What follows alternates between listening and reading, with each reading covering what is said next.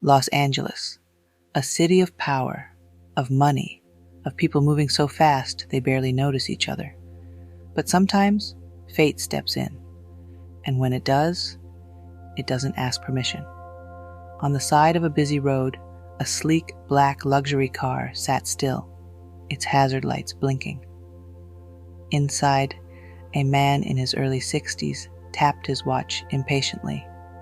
He had a meeting, a high-stakes dinner, the kind where billion-dollar deals were sealed over a bottle of overpriced wine. But right now, none of that mattered, because his car wouldn't start. His driver, scrambling for a solution, booked an Uber under his own name, without even thinking about it. Just a car, just a ride. That's all it was supposed to be. But fate had other plans. Daniel said. For James? Albert said.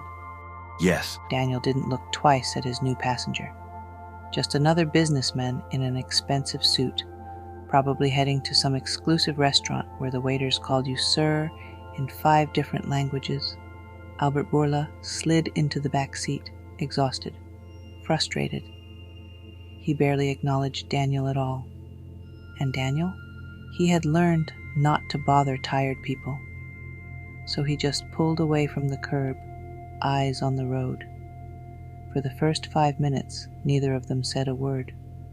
But Daniel had always hated silence, and something about the man in the back seat.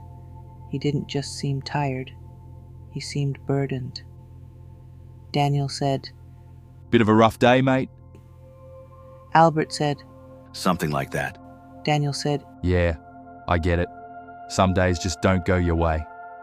Albert didn't answer. He just stared out the window, his face unreadable.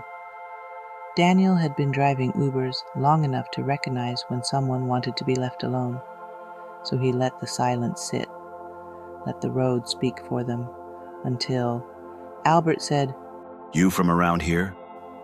Daniel said, Nah. From Australia. Came here for biotech, but, life had other plans. That got Albert's attention. For the first time, he looked up, just slightly. Albert said, Biotech? Daniel said, Yeah, research, genetics, cell regeneration. Had a pretty exciting project before. Well, things changed. Albert watched him now, more awake than he had been all evening. Albert said, What kind of project? Daniel hesitated. It had been a long time since he'd talked about it, since he'd allowed himself to remember what he had almost achieved.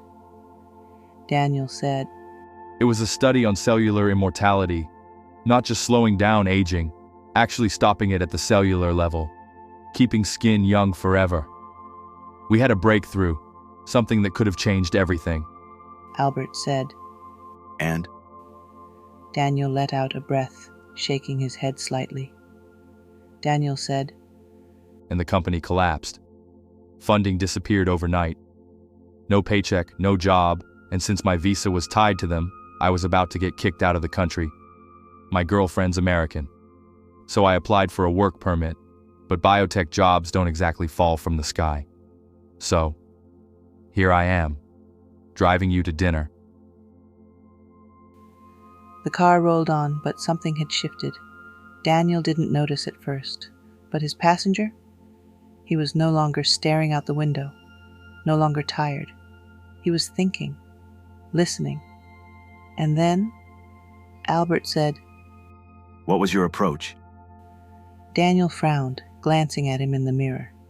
Daniel said, Albert said, The cellular aging process.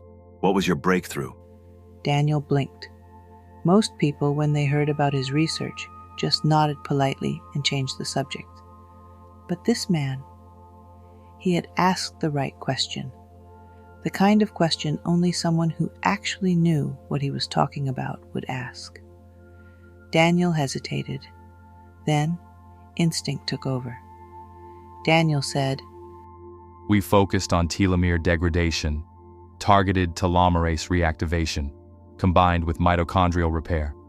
But the real breakthrough was in protein markers, resetting them at a molecular level so the aging trigger never starts. Albert leaned forward slightly. Albert said, Fascinating. Daniel narrowed his eyes. Daniel said, You sound like you actually know this stuff. What do you do? Albert smirked slightly. Albert said, Pharmaceuticals. Daniel tilted his head, intrigued now. Daniel said, Huh. You a researcher? Albert's smirk deepened, but he said nothing. The car slowed as they reached the restaurant. The moment was ending, and Daniel, he still had no idea who he had been speaking to. Until Albert reached into his pocket, slid something across the seat, a business card. Daniel picked it up, glancing at it casually, and then his hands tightened. His breath caught, because there, printed in bold, unmistakable letters, Albert Bourla, CEO, Pfizer. His stomach dropped. His mind reeled. He felt like the entire universe had just yanked him off course. Albert stepped out of the car, but before he shut the door, he paused, turned, met Daniel's eyes for the first time. Albert said, 9 a.m., my office. Let's see if one day starts tomorrow. The breakthrough that changed everything. Daniel joined Pfizer, and it wasn't just a job, it was his chance to finish what he started. Years later, Daniel stood in a Pfizer lab staring at the results of his lifelong research, now real, now tested, now changing lives. The study on cellular immortality wasn't just theoretical anymore, it was happening. His formula, his breakthrough in aging reversal, became Pfizer's greatest discovery. It changed the industry forever, and the company that had given him a second chance, it became one of the most powerful biotech companies in history because of it. One night, as Daniel left the Pfizer headquarters, he saw a familiar sight. A black sedan pulled up, an Uber. The driver, young and tired, smiled at him. Uber driver said, Rough day, sir? Daniel chuckled. Daniel said, Aren't they all? As the car drove into the night, Daniel thought about that one conversation, that one ride, that one moment when fate took over. Because success, it doesn't always happen the way we expect, but those who refuse to give up eventually find their way.